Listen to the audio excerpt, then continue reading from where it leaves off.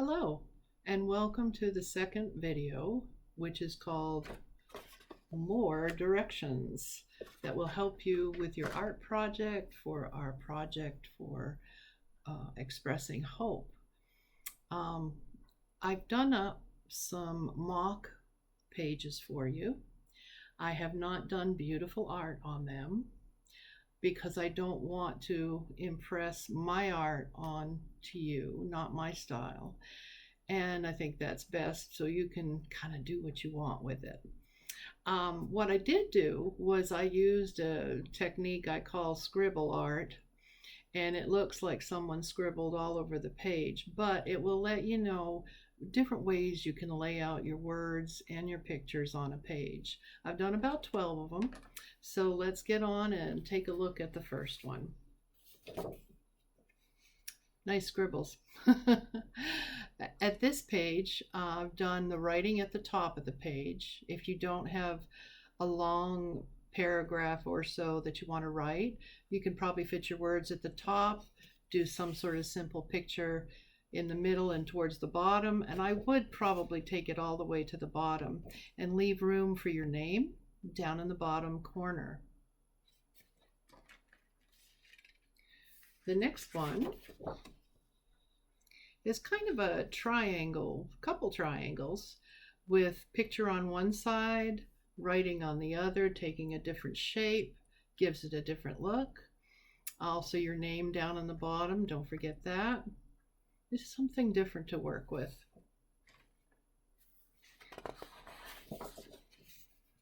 On this one, your picture can be at the top, and you can put words at the bottom, depending on how much room you need. And of course, your name down in the bottom corner. Kind of like a little ocean-y on that one. And this one I decided to put a little bit of plant life. I'm scribbled in, and it's fun to make something go up, growing up on the side of the page. I have put the words in between the sky color, and you can do that, and I'll show you how to do that with a watercolor wash if you use that. Or you can not have the sky and just pencil lightly, use a colored pencil to make blue sky around your words. It still works. Grass on the bottom, name on the bottom, but something different with flowers going up the side. Another use of flowers or plants or whatever you think will represent your words is some sort of picture that goes from angle to angle with a few words at the top and a few words to finish it at the bottom, and then your name.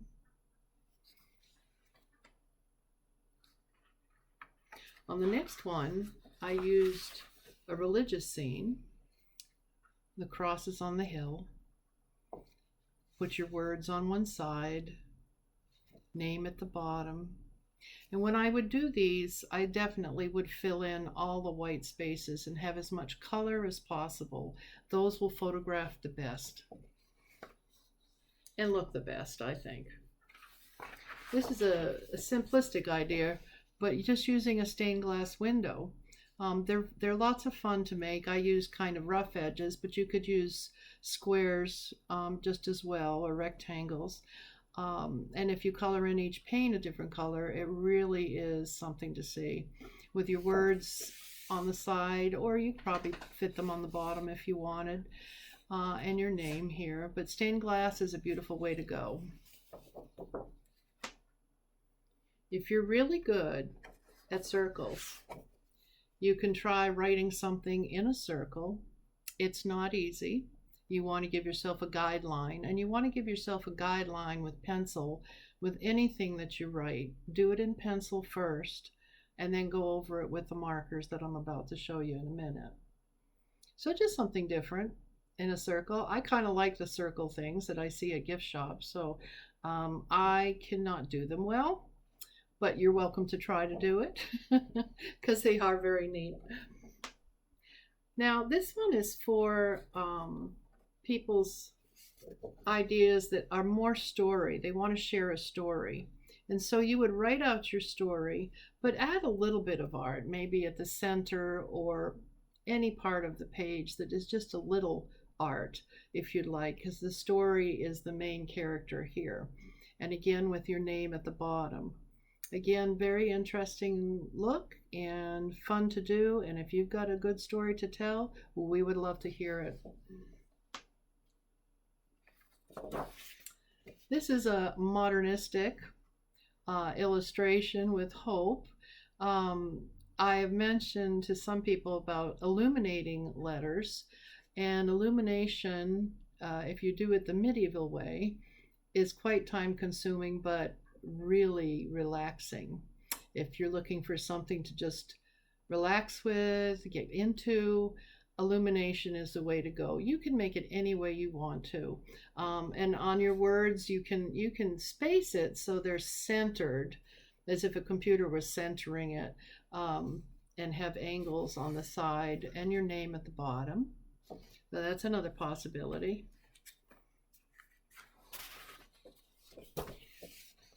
This one looks a little bit like the flowered one. I was actually trying to make a branch of flowers that kind of went the wrong way. We all make mistakes. Bob Ross always said there's no mistakes in art, just happy little opportunities to make more art. So you can turn mistakes into something else. And so I've just turned this into a tree, basically. Words at the top. It might be a poem, would fit really well with these kind of pictures, and your name at the bottom. The other thing I like is haiku in Japanese art and nature pictures. Fish are very simple. Little blossoms are very simple. And you can write a little haiku of hope, or a little proverb, or whatever that gives you hope. And then, of course, with your name at the bottom. If you get into doing something with detail, like doing the scales of fish, are very relaxing, and they look great when you're done. So just a thought, a haiku, possibly. All right, now let's talk about pens. I've shown you here some examples of different kinds of pens. It depends on how much writing you have to do. And if you have a lot of writing, you don't want to use a large chisel tip Sharpie. They look like this. They are wonderful. I use them for all my writing because they are waterproof. Anything that's permanent ink is waterproof. That means that you can put watercolor over it, or you can write on top of watercolor. Probably not when it's wet, but it will not smudge or smear or start to spread all over the page. If you do not use a permanent ink, you could run into some trouble. Just depends what you're using for a medium. So we have fine point after that, and then ultra fine point, and then this is a Sharpie pen that looks a little bit different, but it still can give a nice black outline. A lot of times on the artwork I do, I like to give a little black outline around the edge of it because it makes it pop out. That's a technique for artists like myself that are not very talented, and it will make your artwork come to life and have a little more color to them and pizzazz. If you choose, you can use a calligraphy pen. This one happens to be a permanent ink, so it is also good to use in many situations. Calligraphy is not that hard to do, because the angle of the chisel can be put at 1 o'clock to 7 o'clock. If you hold it crooked and you just write regularly, print regularly, you'll be surprised at what you get for an effect. And you may want to try that out a little bit, but also a lot of fun doing little calligraphy things. And there's books on calligraphy, very cheap, that if you want to really try to get into it, it's a lot of fun. This is a Faber-Castell one, not permanent ink though. And the non-permanent inks are sometimes quite lighter. They don't have as much color saturation, so that's something to look for. But I do love the Sharpies. You can buy them by the gazillions at Walmart or Michael's, and they really are sharp and clear. So that's the beginning of our art instruction. Again, if you notice, I held all my paper the portrait way, and that is how we would like everyone's project to end up, is in the portrait way, so that we're not trying to film things in all different directions just for the first time. We've never done this before, so we're all experimenting, and I hope we all have some fun with it.